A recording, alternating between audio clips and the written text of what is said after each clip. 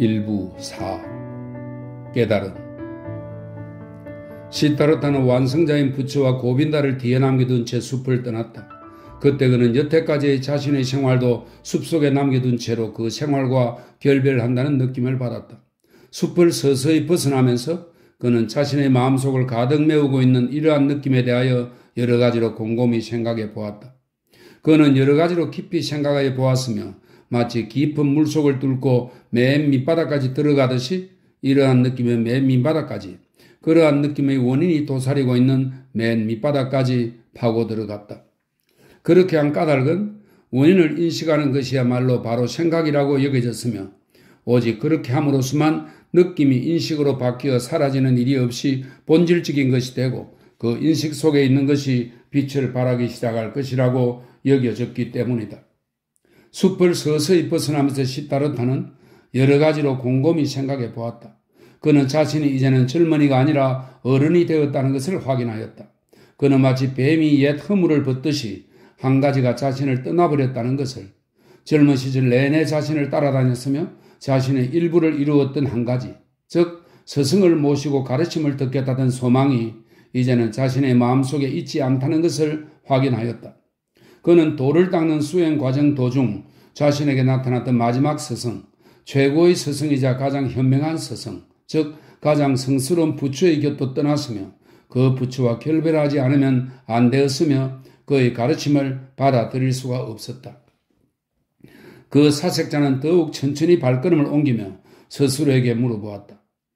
도대체 가르침으로부터 스승들한테서 너가 배우려고 하였던 것이 무엇이며 너에게 많은 것을 가르쳐 주었던 그들이 도저히 가르쳐 줄 수 없었던 것이 무엇이지? 그리고 그는 찾아냈다. 나는 바로 자아의 의미와 본질을 배우고자 하였던 것이다. 나는 바로 자아로부터 빠져나오려 하였던 것이며 바로 그 자아를 나는 극복하고자 하였던 것이다. 그러나 나는 그것을 극복할 수 없었고 그것을 단지 기만할 수 있었을 뿐이고 그것으로부터 단지 도망칠 수 있었을 뿐이며 그것에 맞서지 못하고 단지 몸을 숨길 수 있을 따름이었다. 진실로 이 세상의 어떤 것도 나의 자아만큼 내가 살아있다는 이 수수께끼, 내가 다른 모든 사람들과 구별이 되는 별다른 존재라는 이 수수께끼, 내가 시타르타라고 하는 이 수수께끼만큼 나를 그토록 많은 생각에 몰두하게 한 것은 없었다. 그런데도 나는 이 세상의 어떤 것보다도 나 자신에 대하여, 시타르타에 대하여 가장 적게 알고 있지 않은가? 천천히 발걸음을 옮기고 있던 그 사색자는 이러한 생각에 사로잡혀 멈추었었다.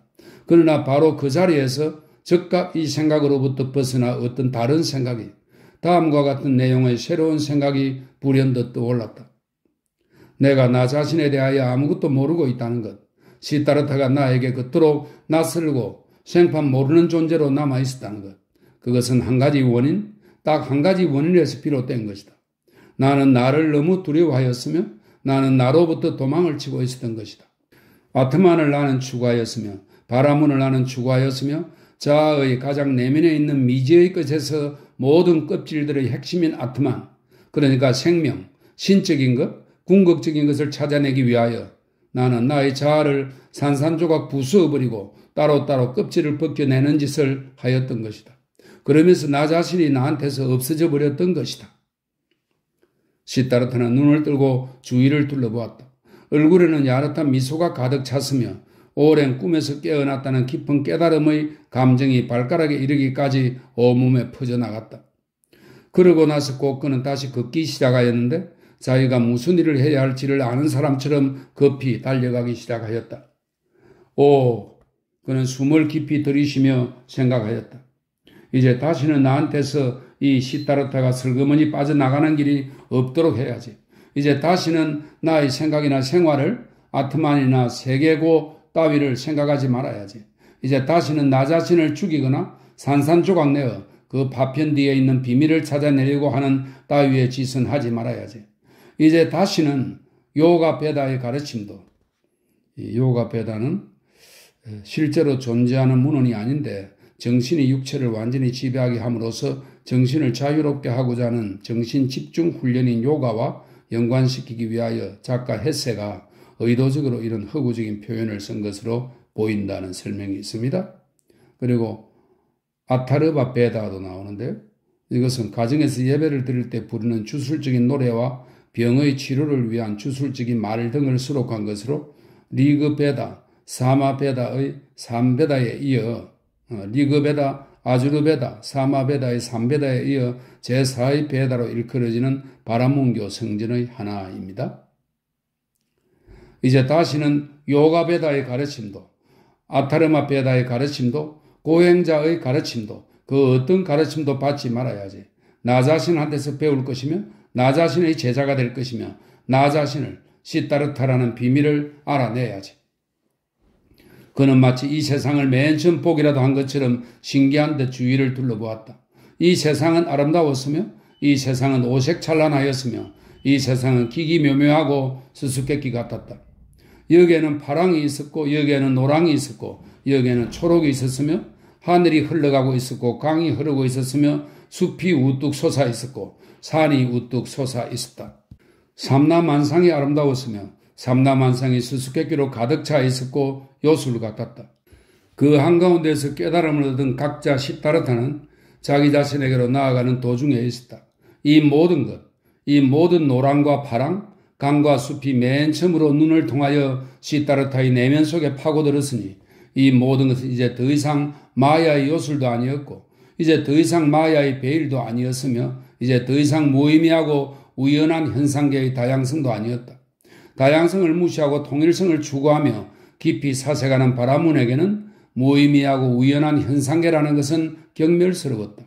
파랑은 파랑이고 강은 강이었으며 비록 시타르타의 내면에 있는 파랑과 강물 속에 하나이자 신적인 것이 숨어있다 할지라도 여기에 노랑, 여기에 파랑, 저기에 하늘, 저기에 숲, 그리고 여기에 시타르타가 있다는 그 사실이야말로 바로 신적인 것의 본성이요 의였던 것이다. 의와 본질은 사물들의 배후 어딘가에 있는 것이 아니라 그 사물들 속에 삼라만상 속에 있었던 것이다. 나는 얼마나 무감각하고 우둔하였던가. 급히 발걸음을 옮기면서 그는 생각하였다. 어떤 사람이 어떤 글을 읽고 그 뜻을 알고자 할 때 그 사람은 기호들과 철자들을 무시하지 않으며 그것들을 착각이나 우연 또는 무가치한 껍데기라고 부르지도 않는다. 그 사람은 철자 하나하나 빠뜨리지 않고 그 글을 읽으며 그 글을 연구하고 그 글을 사랑한다. 그러나 나는 이 세상이라는 책과 나 자신의 본질이라는 책을 읽고자 하였던 나는 어떠하였는가? 나는 내가 미리 추측한 뜻에 짜 맞추는 일을 하기 위하여 기호들과 철자들을 무시해버렸으며 이 현상계를 착각이라 일컬었으며 나의 눈과 혀를 우연하고 무가치한 현상이라고 일컬었다. 아니, 이런 일은 지나가 버렸으며 나는 미몽에서 깨어났다. 난 정말로 미몽에서 깨어났으며 오늘에야 비로소 다시 태어난 것이다. 시타르타는 이 생각을 하다가 갑자기 가는 길 앞에 마치 뱀이 누워있기라도 한 것처럼 다시 한번 갑자기 멈추어 섰다. 왜냐하면 문득 자신이 실제로 잠에서 깨어난 자이며 새로 태어난 자라면 생활을 새롭게 완전히 맨 처음부터 다시 시작하지 않으면 안 된다는 것을 분명하게 깨달았기 때문이다. 그가 이미 미몽에서 깨어나 자기 자신에게로 나아가는 도중에 있던 바로 그날 아침 세존이 기거하는 숲인 기원정사를 떠났을 때만 해도 그는 이제 몇 년씩이나 고행을 했으니 고향으로 아버지에게로 되돌아가야겠다고 생각했었고 그것을 당연하고도 자명한 것으로 여겼었다. 그러나 지금 이 순간에 와서야 비로소 즉 자기가 가는 길 앞에 마치 뱀이 누워있는 것 같아 멈추어 선 이 순간에야 비로소 그는 미몽에서 깨어나 다음과 같은 통찰에 이르게 되었다. 나는 정말로 이제 더 이상 옛날의 내가 아니며 나는 이제 더 이상 고행자가 아니며 나는 이제 더 이상 성녀가 아니며 나는 이제 더 이상 바라문이 아니다. 내가 집에 가서 아버지 곁에서 도대체 무슨 일을 해야 한단 말인가? 연구하는 일, 제사 드리는 일, 침잠 상태에 빠지는 일, 이 모든 일은 정말이지 다 지나간 일이고 이 모든 일은 이제 더 이상 내가 가야 할 길이 아니다. 꼼짝도 하지 않고 시타르타는 서 있었는데 수만 번 쉴 짧은 순간 동안 심장이 얼어붙는 것 같았다.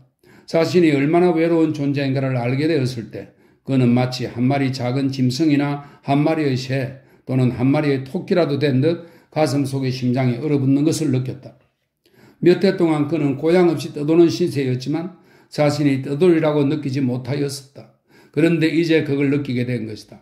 속세에서 가장 멀리 떨어진 침잠 상태에 빠져들었을 때에도 그는 여전히 아버지의 아들이었으며 높은 신분의 바라문이었으며 정신적 존재였다. 이제 그는 단지 깨달은 자 시다르타에 불과하였으며 더 이상 그 밖의 다른 존재가 아니었다. 그는 깊이 숨을 들이마셨으며 한순간 몸이 얼어붙어서 몸을 부르르 떨었다. 어느 누구도 그만큼 외로운 사람은 없었다. 귀족치고 귀족과 어울리지 않는 사람이 없었으며 직공치고 다른 직공과 어울려 자기와 같은 부류의 사람들에게서 피난처를 찾지 않는 사람이 없었다. 귀족이든 직공이든 자기와 같은 부류의 사람들과 함께 생활하고 공통의 언어로 말하지 않는 사람이 없었다. 어떤 바라문도 바라문의 무리에 속하여 더불어 생활하지 않는 사람이 없었으며 어떤 고행자도 사문 계층에서 피난처를 찾지 않는 사람이 없었다. 심지어는 이 세상에서 가장 의지할 데 없는 숲속의 은둔자라 할지라도 혼자가 아니었으며 외롭지 않았다. 그런 은둔자도 같은 부류의 구성원들에 에워싸여 있었으며 그런 은둔자도 어떤 계층에 속하였으며 그가 속한 계층이 그에게는 고향이 되어 주었다. 고빈다는 성녀가 되었으며 수천의 성녀들이 그의 형제들이었고 그가 입는 것과 같은 옷을 걸쳤고 그의 믿음과 같은 믿음을 가졌으며 그가 사용하는 언어와 같은 언어를 말하였다. 그렇지만 시다르타 그는 어디에 속해 있을까? 그는 누구와 더불어 같은 생활을 할 것인가? 그는 누가 쓰는 언어와 같은 언어를 쓰게 될 것인가? 자기를 빙 둘러싼 주위의 세계가 녹아 없어져 자신으로부터 떠나가 버리고 마치 하늘에 떠있는 별처럼 홀로 외롭게 서 있는 이 순간으로부터 냉기와 절망의 이 순간으로부터 벗어나 예전보다 자아를 더욱 단단하게 응집시킨 채 시다르타는 불쑥 일어났다. 그는 이것이야말로 깨달음의 마지막 전율, 탄생의 마지막 경련이었다고 느꼈다. 이었고 그는 다시 발걸음을 떼더니 신속하고 성급하게 걷기 시작하였다. 이제 더 이상 집으로 가는 것도, 이제 더 이상 아버지에게 가는 것도, 이제 더 이상 되돌아가는 것도 아니었다. 제 1부는 여기까지입니다.